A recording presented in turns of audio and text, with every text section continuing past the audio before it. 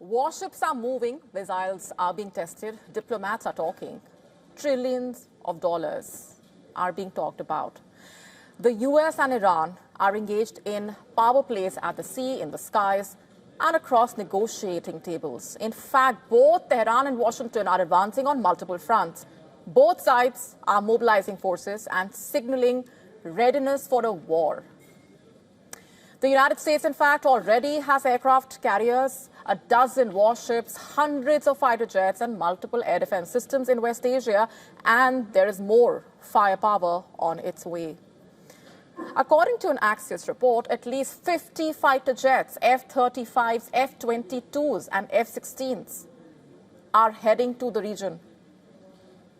On the other hand, Iran's military drills are further intensifying. Iran and Russia will be conducting joint naval drills in the Sea of Oman and the northern Indian Ocean on Thursday.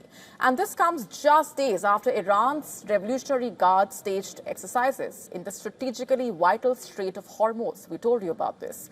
The Iranian naval commander has said the objective of the drills with Russia is to enhance coordination against threats to maritime security and to combat maritime terrorism. Just a short while back, in fact, visuals released by Russia's Ministry of Defense showed a Russian corvette arriving at the Iranian port of Bandar Abbas ahead of the planned drills. The Russian ship is designed for multi-role operations, including anti-surface, anti-air, and anti-submarine warfare.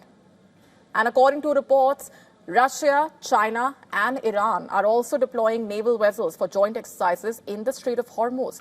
But while warships sail and the diplomats are negotiating, the Iranian officials are reportedly offering American companies access to vast energy and mineral reserves, presenting it as a potential trillion-dollar opportunity for the United States. A pitch that appears tailored to try and target Trump's affinity for such deals. And there is recent precedent for this, in fact. Trump, remember, had floated the idea of annexing Greenland and eventually reached an agreement with the NATO where America gained access to the mineral-rich land, including rare earth deposits critical for future technology. Iran, however, offers resources on an even larger scale. Let's just break this down for you. Iran holds the world's second largest natural gas reserves, estimated to be around 34 trillion cubic meters. And it possesses the fourth largest oil reserves, exceeding 200 billion barrels. It ranks among the world's top 10 mineral-rich countries with 15,000 mining areas. And these include the 6th largest zinc reserves, 7th largest copper, 9th largest iron ore deposits globally.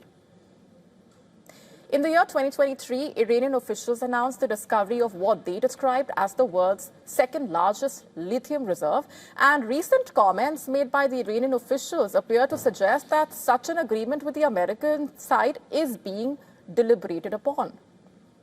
The Iranian Foreign Ministry official recently stated that for any agreement to last, the US must also benefit economically in areas offering high and rapid returns. And he emphasized that shared interests in oil, gas, and mining investments now form part of the discussions. The Iranian foreign minister had reportedly pushed the trillion-dollar pitch ahead of the earlier talks that were derailed by the 12-day war with Israel last year. Its re-emergence, perhaps, signals that Tehran remains open to keep the economic incentives as a key part of the negotiations. Arakshi, in fact, described the ongoing talks in Geneva as serious and constructive. Let's play this out for you. Various ideas were raised, and these ideas were seriously discussed, and finally we were able to reach a general agreement on a series of guiding principles. Iran's president has also said that Tehran is not seeking nuclear weapons, while expressing hope that the international community, especially the US, recognizes this fact. Meanwhile, the US Vice President has warned that while diplomacy remains preferable, the US retains formidable military options. Announcements today. I think the president has a lot of options. We do have a very powerful military. The president's shown a willingness to use it. He also has a remarkable diplomatic team. He's shown a willingness to use that, too. So both sides appear to be preparing for confrontation. while exploring cooperation simultaneously. That's what's happening. As the war drills continue, diplomatic channels remain open. Whether economic incentives can actually diffuse a confrontation that could otherwise destabilize the entire region remains to be seen. It's not just Pakistan cricket team that is suffering. The country's hockey team is in an even bigger crisis, it seems. The Pakistan men's hockey team captain has made some startling revelations about the team's tour to Australia. The Pakistan hockey team's tour of Australia has been in the headlines, but for the wrong reasons.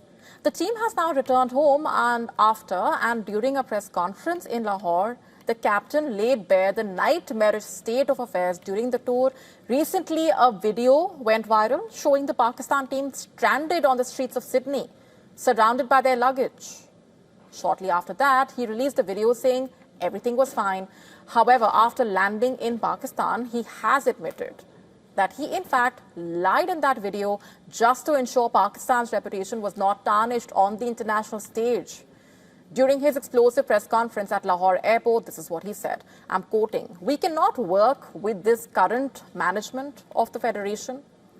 When players have to clean the kitchen and wash dishes before going to play a match, what result do you expect from us? We cleaned our bedrooms and toilets ourselves. We have no proper rest time. The players have been mentally disturbed," quote unquote. In fact, the ordeal that the Pakistan team had to go through is quite extraordinary for any national team in any sport.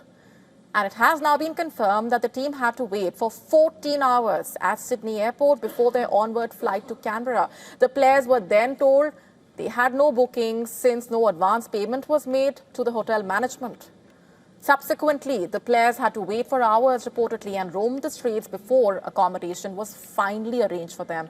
But even that wasn't done for the full duration of the tour. When the state-run Pakistan Sports Board was asked about the arrangements, the board confirmed it had given them more than 10 million Pakistani rupees, which is about $35,000 to arrange hotel accommodation of the national team in Australia. The Pakistan Hockey Federation also did not take accountability, saying the responsibility for accommodation arrangements lies with the sports board. And while the organizations continue to trade blame, Prime Minister Shehbaz Sharif has ordered an inquiry into the matter. Naturally, Pakistan went on to lose all their matches during the Australia tour. And this also marks an incredible downfall for the hockey team, who are still the most successful team in Hockey World Cup history with 4 titles. On to other updates. US President Donald Trump's popularity is declining. The issues and the promises that propelled him to power are now impacting his approval ratings. From immigration crackdown to economy, also the Epstein saga, the polls are showing Americans are not happy with how Donald Trump is handling these issues. Let's break this down for you when we talk about immigration specifically. Trump's approval rating stood at 46% when he took office and now standing at 38%, down by 8% basically. ICE arrests and more recently Trump's Minnesota crackdown seems to have backfired for the US president. On to the economy now. Trump says US economy is the greatest ever. However, Americans seem to think otherwise. That's the sentiment. US president's approval on economy has gone down by 9% when we compare it to his entry time. In fact, the rating now standing at 34%. And it's important to note that Joe Biden's approval ratings on economy were 34% when the Democratic leader left office. Trump's overall approval ratings showing a similar trend, in fact. His approval rating has tanked by 9% since January 2025 and currently standing at 38%.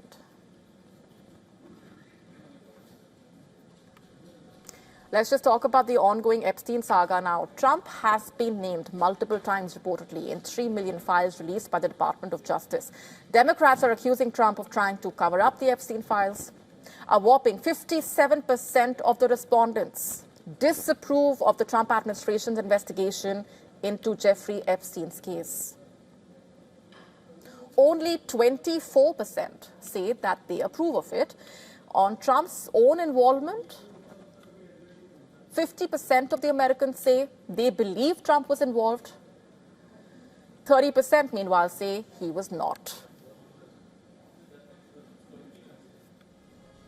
And early this month itself, remember, Trump shared a video showing former President Barack Obama, also Michelle Obama, as monkeys. It immediately sparked a volley of racism charges against the Republican leader.